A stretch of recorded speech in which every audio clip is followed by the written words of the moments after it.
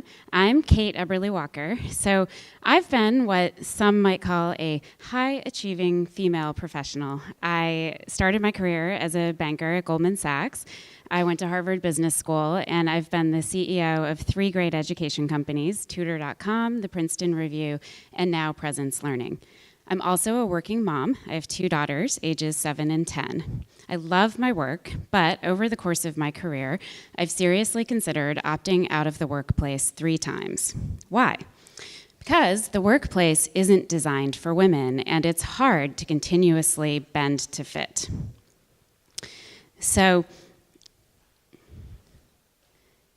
it matters for companies to have gender diverse representation at all levels, and that means we need to get more women in senior positions.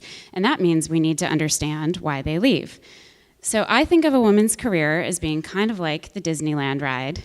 It's a small world, and not because it's delightful. So you're sailing along in a boat, and every once in a while you get jolted to these kind of jarring stops. And then these little wheels that turn along the sides of the boat get you back moving in a forward motion. So that's the job of a manager, as I see it, is to get the boat moving forward, ideally with as few jolts as possible. So what I'm going to offer you today are 5 simple ideas for things that every manager can do to create smooth sailing conditions for women at work. Here we go. Number 1, call her by her name. So when a woman gets married, she faces a big decision. If she takes her husband's last name, which 80% of women do, then she's changing her identity at work too, and you as a manager should respect her choice. When I first got married, my boss did a great thing for me. I got back from my honeymoon and went almost straight to the company holiday party. He pulled me aside and said that he planned to give a toast. "What do you want your name to be at work?" he asked me. I told him that I was planning to change my last name to Walker. "And are you dropping the Eberly altogether?" I hesitated. I didn't know. "Okay," he said, "this is important. Take 15 minutes, think it over." So in that amount of time, I quickly realized that I wasn't ready to drop my maiden name professionally, so he stood up in front of everyone there and told them that from now on they should call me Kate Eberly Walker. Now, that name choice has been second-guessed so many times. People say, well, that's a mouthful, or some people just say, I'm just going to call you Kate Walker. But because my boss had given me that early validation, I've always felt that it was okay for me to ask people to call me by my name and not by the name that they chose for me. Second idea, don't sit in her chair. So the first day back from maternity leave is a big day. You feel emotional saying goodbye to your baby, and you feel nervous re-entering the office thinking, well, they figured out how to get along without me for a few months, maybe they won't need me at all. On my first day back, I walked into my office and someone was sitting at my desk. A coworker had stolen my office. It was nicer than his. And I quickly realized that he wasn't going to give it back unless I pushed. So I pushed, and he made me feel badly about it. "It's just an office," he said, but it wasn't just an office. It was, to me that day, the physical manifestation of my greatest fear in coming back. There was literally no place for me. And I couldn't help comparing it to home, where I felt very wanted and very needed. As I've told what I thought was my crazy story to other women over the years, the most common response that I get from them is, "Oh my God, that happened to me too." It turns out this is a thing. People steal women's offices when they're out on maternity leave and they try not to give them back. So this is one of the easiest ones to solve as a manager. When you have a woman returning from leave, make sure that you clear out her space and have it ready for her. This simple act can be the difference between giving her a positive re-entry to the workplace versus sending her on a path out of the workplace. Number 3, talk about it when you take time off for personal priorities. So one year as a CEO, I was faced with a decision. Our company holiday party, which was a shared event across a bunch of portfolio companies, conflicted with my daughter's holiday concert.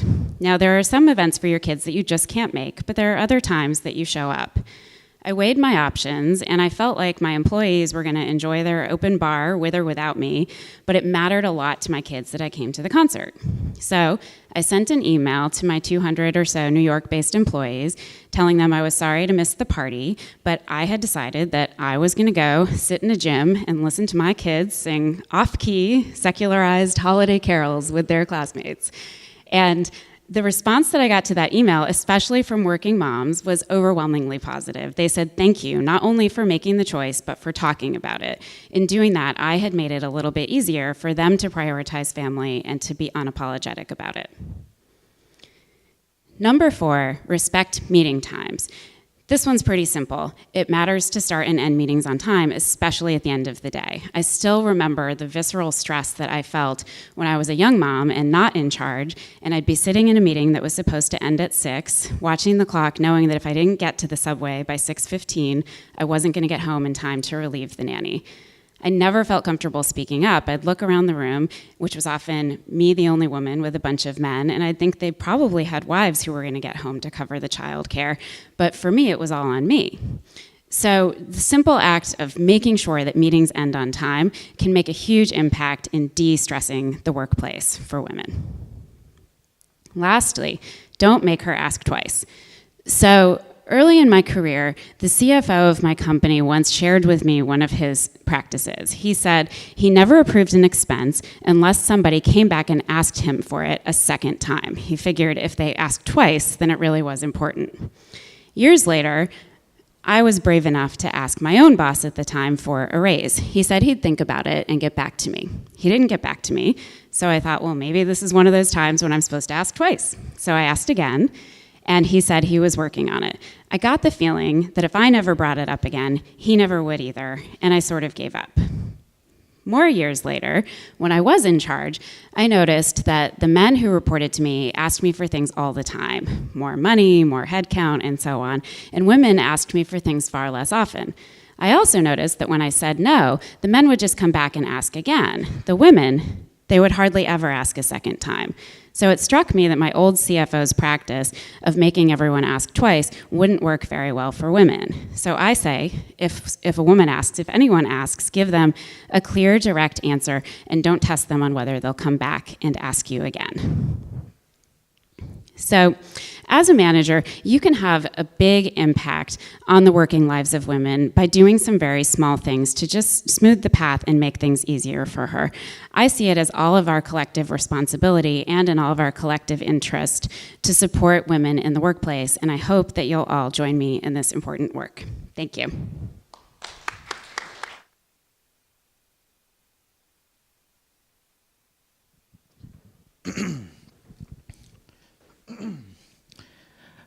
5 months ago, late at night, my daughter Aria was born.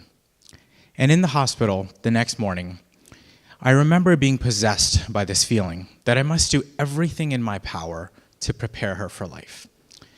And amongst those feelings of overwhelming joy and sleep deprivation that all new parents must feel, I wondered, how will I prepare my daughter, this precious and precocious little creature, for a life full of meaning and joy? How will she develop her own voice, her own independence?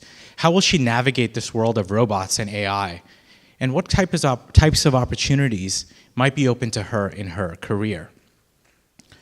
And questions like these are in the minds of millions of parents today and will become even more important as we come to appreciate the seismic shifts affecting our societies.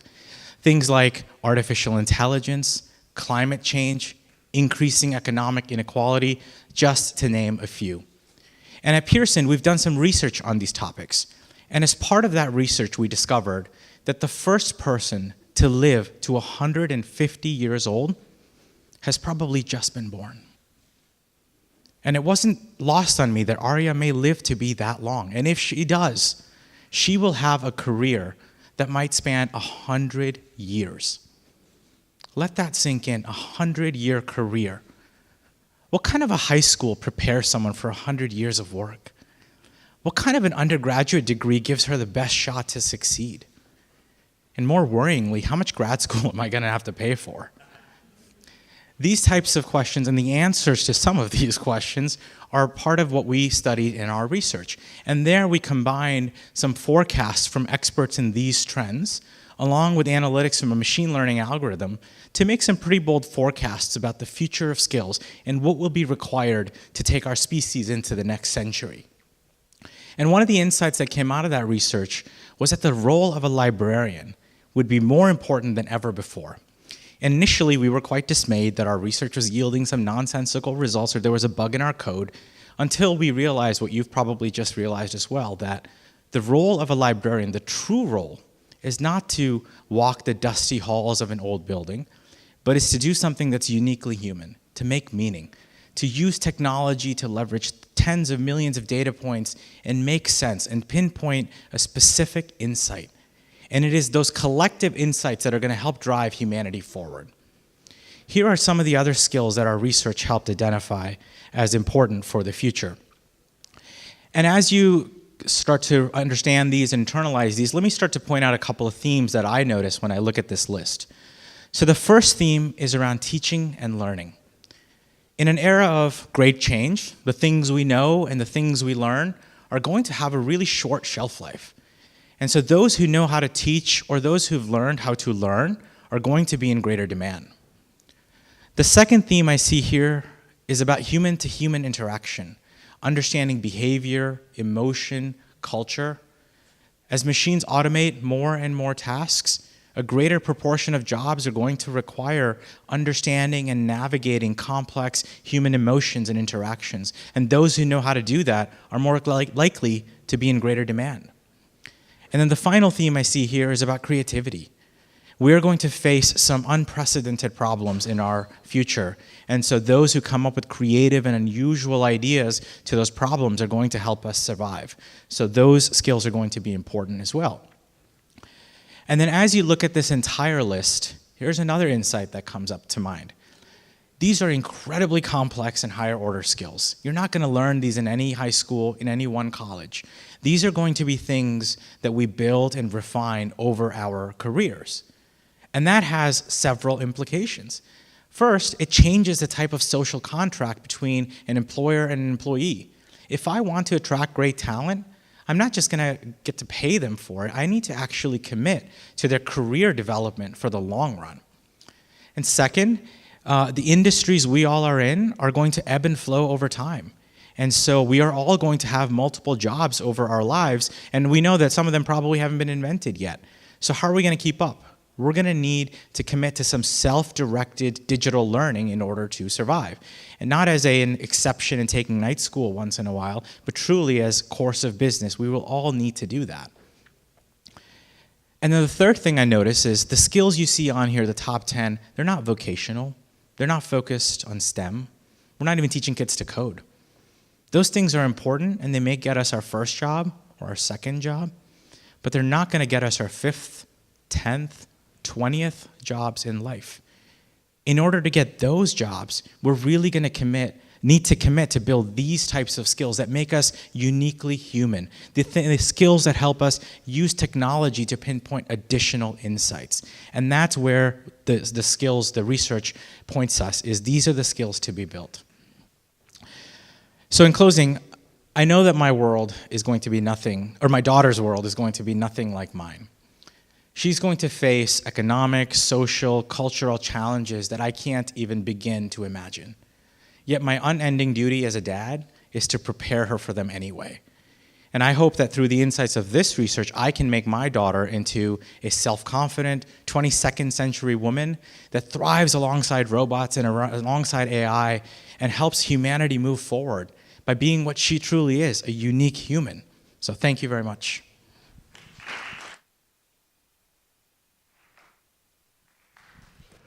I think this might be the last one of these. Dang. All right. Hello, everybody. My name is David Berg. I am Director of Technology of a nonprofit called Big Picture Learning. I also am a high school teacher. I have 15 years in the classroom teaching primarily earth science. Now, it's important to note, though, in my story, a little bit about what I did before I was a high school teacher.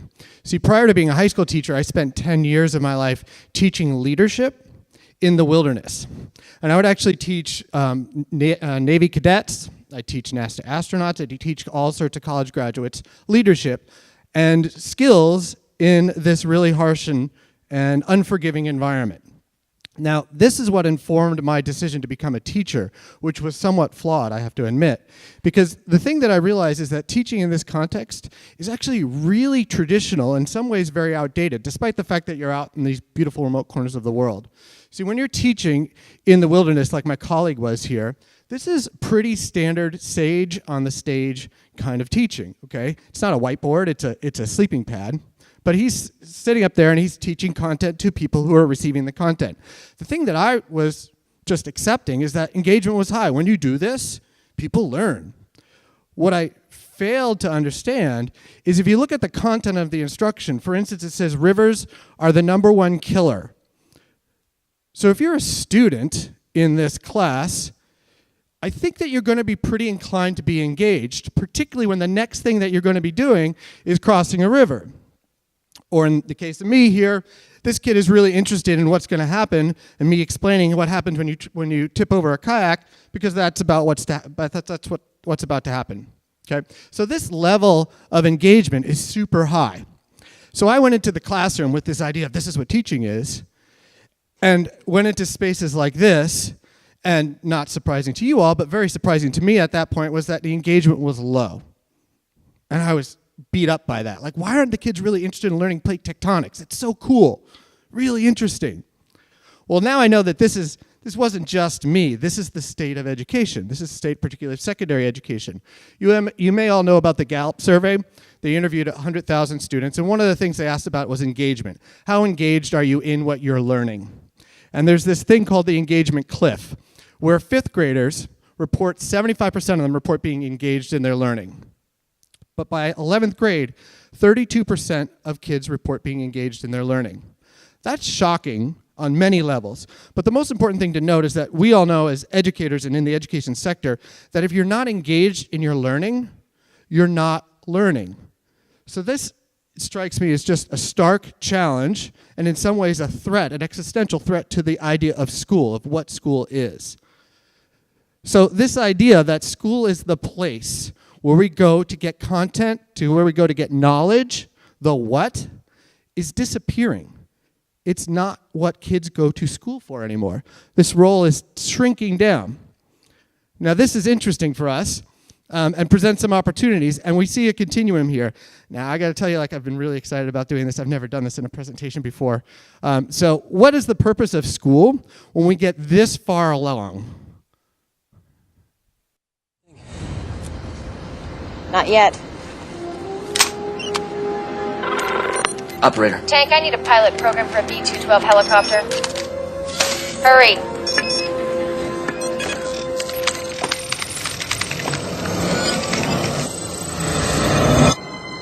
Let's go. Now, first of all, I'm a huge Matrix fan, and second of all, this is the 20th anniversary of the Matrix. I've been really trying hard to work this into one of my presentations that I've been doing. I do a lot of presentations. So thank you for indulging me on that. Now, I know that this is a dystopian idea about how to learn, is you get a plug in the back of your head, and you get somebody to insert some software into your brain, and you know how to fly a helicopter, okay? That's not the direction we want to go, but we do know that the direction of the sage on the stage, that is, we're moving away from that. I hope we never move to the place of the Matrix. I just want to be clear about that, okay? But kids talk about plugging in when they're going to learn, okay? And kids learn in a lot of other places other than school. They learn from their friends. They learn from computers, for sure. They learn from the relationships in their life. They learn from all these other places, and less are they learning from a teacher who's up giving content like I am today. So what does that mean for us? If this what is getting smaller and smaller as a role of school, particularly secondary school, there we go, this is, I think, presenting an opportunity for us, an opportunity for what schools can do. I think that schools can move from knowledge to building networks, to building the connections that students need, the relationships that students need. This is an emerging opportunity for schools, particularly high schools. So if we think about that, I'll say first of all, this is actually really funny for me. So this is the school that I worked at. It was the Met, Sacramento, a small high school in Sacramento. Denise is the principal there. Yes, those are my kids, and they are on the roof of the school. So sorry. But at this school, kids go out into the real world 2 days a week and do internships. They get connected and build networks and real, authentic, deep learning out in the real world. So these are my kids out at the mayor's office, working in a mechanic shop, working at a kitchen at a fancy restaurant, all these things based on kids' interests. They're learning this stuff out in the real world. Now they're learning, so they're learning content, but the other thing that they're doing is they're building a professional network. They're building connections, okay? We find that this is super important today, particularly if you think about that intersection point. The knowledge is important. I'm not saying it's not. It's super important. The network is also important. And at that intersection point, well, that's how we persevere through college and get into college. Okay, that's also how we move through careers. And also, that's how we get into relationships. Okay, it's not just that you're smart that gets you a partner. It's, people connect you. So this is a really important piece there. And that who, the right side, has been ignored by schools. And we now think that this is a great opportunity for schools to take on that role. Now, this is challenging, okay? Oh, also, I'll point out, this was at lunchtime yesterday, I learned about this. There's the Grant and Gleck study, which is the longest longitudinal study that's ever been done. And one of the things they were exploring is sort of indicators of happiness. It was a 75-year-long longitudinal study. And one of the most important takeaways is that good relationships are the number one indicator of happiness and health. Relationships. Don't we think at schools we should be taking some ownership over that process of building relationships if it's the number one indicator of happiness and health? So we think that schools can move towards, particularly secondary schools, can move towards building community networks. Now that sounds hard if you're a subject area content specialist classroom teacher. It's how do we do that? We actually think, though, that schools are the most perfectly positioned organization in a community to build these networks. If you look at a school, it's located in a community, and it has all these cohorts of adults that move through the school. The parents, their families, okay? And those parents, they know people, and their friends know people. There's a network there, okay? In addition, we have students and alumni. Students know people. They have social capital. They have connections. We just need to know as schools how to collect that data. And the amazing thing is that there's no real other organization in a community that has this, where you have these cohorts of all these connections moving through as kids graduate out of your program. And so this network can get large quickly if you have a way to track it, if you have a way to collect this data. You really need a relationship management tool. The other piece there, the other slice of that pie, is schools are well known in a community, and so you could really round out the diversity of networks of social capital by working with government organizations, nonprofits, and so forth, to really build that network. And if you look at this, you're like, oh my God, there's a lot of things there happening. Yeah, you need some technology to help organize those connections. And that's where my fun part of my job is I've built a platform that enables this to happen. So it's called Emblaze, and what it does is enables schools to build networks, to build social capital, to take on that disruptive role of what school is, enabling schools to do things like build networks. The platform itself is a database. It enables kids to engage in it, schools to curate networks and connections, but it also flips one of the fundamental ideas of school on its head, the idea of attendance. You have to take attendance when you're at school, right? Well, up until now, attendance we think of as the kids have to be within the four walls of school to log attendance. Well, with mobile technology, kids can whip out their phone and they can log attendance on the go. And the other piece about this that we love is work-based learning we know is more and more important. There's a lot of big state and county and district initiatives to recognize the importance of networks and building social capital and work-based learning. Well, we're collecting the data to validate that now at scale. We're actually out, we're in 71 schools, 15,000 students, and 80,000 internship days. So 80,000 days where students have gotten a credit for being at school, but they've been out in the world. Platform's proven, methodology is proven, scale is unlimited. So what I'd like you all to do is to consider what it would mean to truly disrupt school. Not a new, no disparagement at all, but not a new LMS, not a new paintings, new coat of paint on the walls of the school, but something truly different that changes the role of what school is and what school does. Thank you very much.